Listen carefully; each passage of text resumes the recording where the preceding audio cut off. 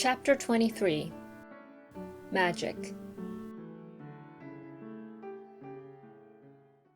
When his head was out of sight, Colin turned to Mary. Dr. Craven had been waiting some time at the house when they returned to it. He had indeed begun to wonder if it might not be wise to send someone out to explore the garden paths. When Colin was brought back to his room, the poor man looked him over seriously. "You should not have stayed so long," he said. "You must not overexert yourself." "I am not tired at all," said Colin. "It has made me well. Tomorrow I am going out in the morning as well as in the afternoon." "I am not sure that I can allow it," answered Dr. Craven. "I am afraid it would not be wise." "It would not be wise to try to stop me," said Colin quite seriously. "I am going." Even Mary had found out that one of Colin's chief peculiarities was that he did not know in the least what a rude little brute he was with his way of ordering people about. He had lived on a sort of desert island all his life, and as he had been the king of it, he had made his own manners, and he had had no one to compare himself with. Mary had indeed been rather like him herself, and since she had been at Misselthwaite, had gradually discovered that her own manners had not been of the kind which is usual or popular. Having made this discovery, she naturally thought it of enough interest to communicate to Colin, so she sat and looked at him curiously for a few minutes after Dr. Craven had gone. She wanted to make him ask her why she was doing it, and of course she did. "What are you looking at me for?" he said. "I'm thinking that I am rather sorry for Dr. Craven." "So am I," said Colin calmly, but not without an air of some satisfaction. "He won't get Misselthwaite at all now I'm not going to die." "I'm sorry for him because of that, of course," said Mary. "But I was thinking just then that it must have been very horrid to have had to be polite for 10 years to a boy who was always rude. I would never have done it." "Am I rude?" Colin inquired undisturbedly. "If you had been his own boy and he had been a slapping sort of man," said Mary, "he would have slapped you." "But he daren't," said Colin. "No, he daren't," answered Mistress Mary, thinking the thing out quite without prejudice. "Nobody ever dared to do anything you didn't like, because you were going to die and things like that. You were such a poor thing." "But," announced Colin stubbornly, "I am not going to be a poor thing. I won't let people think I'm one. I stood on my feet this afternoon." "It is always having your own way that has made you so queer," Mary went on, thinking aloud. Colin turned his head, frowning. "Am I queer?" he demanded. "Yes," answered Mary, "very. But you needn't be cross," she added impartially, "because so am I queer, and so is Ben Weatherstaff, but I am not as queer as I was before I began to like people and before I found the garden." "I don't want to be queer," said Colin. "I am not going to be," and he frowned again with determination. He was a very proud boy. He lay thinking for a while, and then Mary saw his beautiful smile begin and gradually change his whole face. "I shall stop being queer," he said, "if I go every day to the garden. There is magic in there. Good magic, you know, Mary. I am sure there is." "So am I," said Mary. "Even if it isn't real magic," Colin said, "we can pretend it is. Something is there. Something." "It's magic," said Mary, "but not black. It's as white as snow." They always called it magic, and, indeed, it seemed like it in the months that followed, the wonderful months, the radiant months, the amazing ones. Oh, the things which happened in that garden! If you have never had a garden, you cannot understand, and if you have had a garden, you will know that it would take a whole book to describe all that came to pass there. At first it seemed that green things would never cease pushing their way through the earth, in the grass, in the beds, even in the crevices of the walls.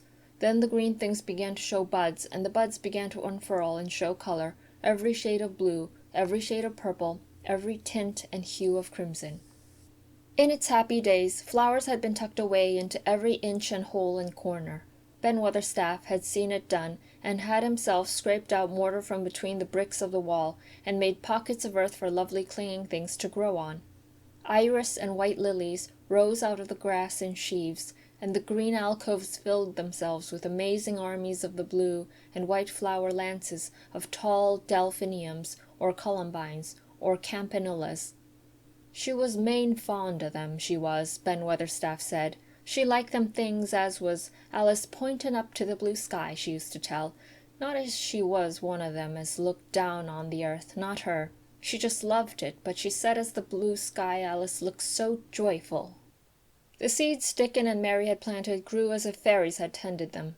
Satiny poppies of all tints danced in the breeze by the score, gaily defying flowers which had lived in the garden for years, and which, it might be confessed, seemed rather to wonder how such new people had got there. And the roses, rising out of the grass, tangled round the sundial, wreathing the tree trunks and hanging from their branches, climbing up the walls and spreading over them with long garlands falling in cascades, they came alive day by day, hour by hour, fair fresh leaves and buds, tiny at first but swelling and working magic, until they burst and uncurled into cups of scent, delicately spilling themselves over their brims and filling the garden air. Colin saw it all, watching each change as it took place. Every morning he was brought out, and every hour of each day, when it didn't rain, he spent in the garden. Even grey days pleased him. He would lie on the grass, watching things growing, he said. If you watched long enough, he declared, you could see buds unsheath themselves. Also you could make the acquaintance of strange, busy insect things running about on various unknown, but evidently serious errands, sometimes carrying tiny scraps of straw, or feather, or food, or climbing blades of grass as if they were trees from whose tops one could look out to explore the country.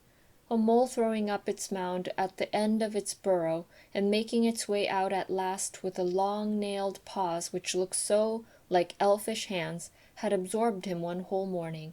Ants' ways, beetles' ways, bees' ways, frogs' ways, birds' ways, plants' ways, gave him a new world to explore, and when Dickon revealed them all, and added foxes' ways, otters' ways, ferrets' ways, squirrels' ways, and trout, and water-rats, and badgers' ways, there was no end to the things to talk about and think over. And this was not the half of the magic. The fact that he had really once stood on his feet had set Colin thinking tremendously, and when Mary told him of the spell she had worked, he was excited and approved of it greatly. He talked of it constantly. Of course there must be lots of magic in the world, he said wisely one day, but people don't know what it is like or how to make it. Perhaps the beginning is just to say nice things are going to happen until you make them happen. I am going to try an experiment.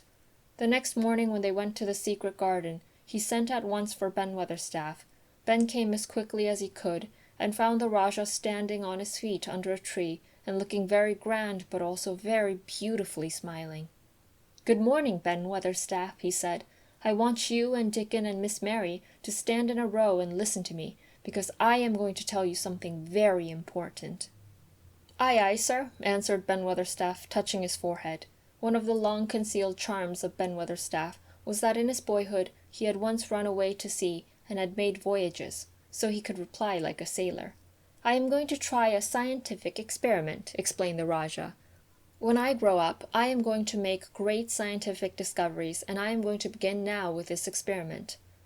"Aye, aye, sir," said Ben Weatherstaff promptly, though this was the first time he had heard of great scientific discoveries. It was the first time Mary had heard of them either, but even at this stage she had begun to realize that, queer as he was, Colin had read about a great many singular things, and was somehow a very convincing sort of boy.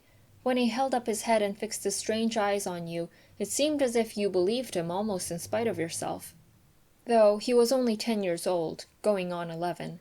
At this moment he was especially convincing, because he suddenly felt the fascination of actually making a sort of speech like a grown-up person.